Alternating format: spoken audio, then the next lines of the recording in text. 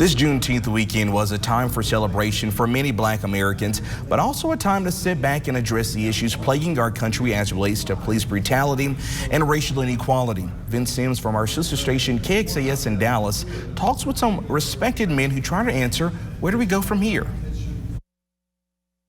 Watching people protesting around North Texas and the country, it's easy for Dr. George Keaton Jr., Executive Director of Remembering Black Dallas, to know why it's happening. He says social media and online engagement has energized young people. Have become more aware, and not only that, television and movies has produced documentaries and movies that reflected the past, and I think the younger people now have been brought aware of that, Black and white. And so they really had enough. But he says what's brought us to this point is not a new issue. It's really systemic from the very beginning of us coming to this country. The reality is that we have always been here. The very origins of policing in America began with the slave patrols of the early 1700s. Dr. Michael Waters, lead pastor of Abundant Life AME Church Dallas, agrees. He says this started with slavery.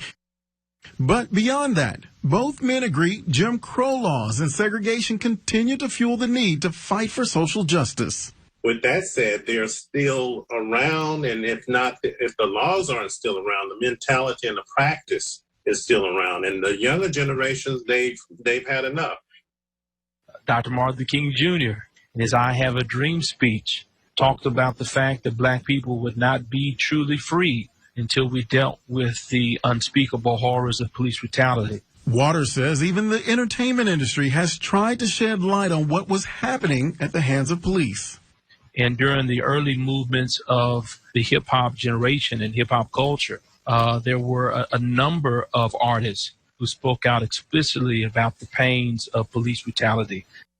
So if we've always been here fighting for justice, I ask them, how do we get from here to a place of real change? Have discussions with lawmakers, with attorneys, with people who can change the laws on the books or make the laws on the books that we have now better.